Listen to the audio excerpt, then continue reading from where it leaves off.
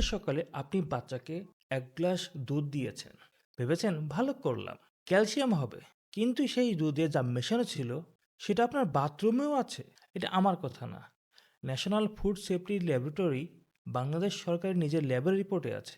পরীক্ষা করা 96টি কাঁচা দুধের নমুনার মধ্যে 93টিতেই ক্ষতিকর উপাদান পাওয়া গেছে। 96-এর মধ্যে 93, মানে প্রায় সবগুলোতেই।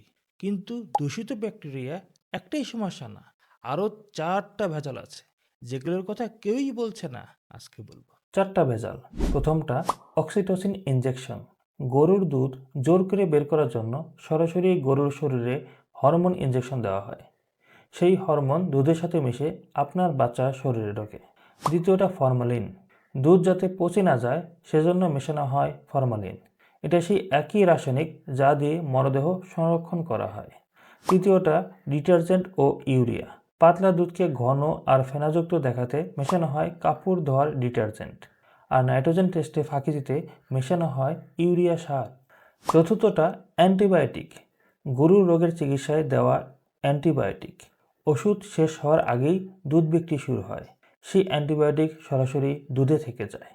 এগুলো শুনতে বড় মনে হচ্ছে, তবে গবেষণা কি বলছে দেখুন। অ্যান্টিবায়োটিক নিয়ে ঢাকা বিশ্ববিদ্যালয়ের গবেষণা বলছে, বাজারে পাস্তুরিত এবং খোলা 2 ধরনের দুধেই মানুষের চিকিৎসায় ব্যবহৃত 4 ধরনের অ্যান্টিবায়োটিক পাওয়া গেছে।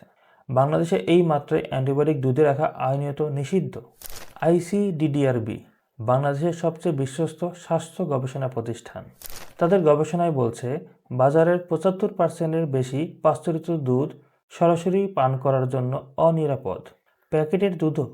আর ফরমালিন ও ডিটারজেন্ট নিয়ে বাংলাদেশের সরকারের নিজের গবেষণা প্রতিষ্ঠান বিসিএসআইআর বলছে, ঢাকার বিভিন্ন এলাকার দুধের নমুনায় সরাসরি ফরমালিন ও ইউরিয়া পাওয়া গেছে। এই বিষয়টা এতটাই গুরুতর যে বাংলাদেশ হাইকোর্ট সরকারকে নির্দেশ দিয়েছিল, দুধে ভেজালকে যুদ্ধের মতো মোকাবেলা করতে হবে। এই 4টা ভেজাল একসাথে কি করছে আপনার শরীরে? অক্সিটোসিন শিশুদের হরমোনের ভারসাম্য নষ্ট করে, অকাল বয়ঃপ্রাপ্তি ঘটায়। ফরমালিন লিভার ও কিডনি ধীরে ধীরে নষ্ট করে, দীর্ঘমেয়াদে ক্যান্সারের ঝুঁকি কয়েক গুণ বাড়িয়ে দেয়। ডিটারজেন্ট ও ইউরিয়া পাকস্থলীতে আলসার তৈরি করে, স্নায়ুতন্ত্রের ক্ষতি করে। অ্যান্টিবায়োটিক শরীরে রেজিস্ট্যান্স তৈরি করে, যেদিন সত্যিকারের অসুখ হবে ওষুধ আর কাজ করবে না। তাৎক্ষণিক কিছু বোঝা যায় না, সেটাই সবচেয়ে বড় বিপদ। ক্যান্সার বা কিডনি ফেলিওর ধরা পড়ে যখন অনেক দেরি হয়ে গেছে। এখন প্রশ্ন হলো, তাহলে দুধ খাবো কি? সম্পূর্ণ সমাধান এক ভিডিওতে বলা সম্ভব না, কিন্তু এখনই 2টা কাজ করতে পারেন। 1, বাড়িতে বসে 30 সেকেন্ডে পরীক্ষা করুন। একটি মসৃণ প্লেট একটু কাত করুন, 1 ফোঁটা দুধ দিন। যদি ধীরে ধীরে নামে এবং পিছনে সাদা দাগ রাখে তাহলে ভালো। যদি দ্রুত পড়ে যায়, কোনো দাগ নেই, পানি মেশানো। বিসিএসআইআর গাইডলাইনে এই পরীক্ষার কথা উল্লেখ আছে। 2 হাতের তালুতে অল্প দুধ নিয়ে ঘষুন।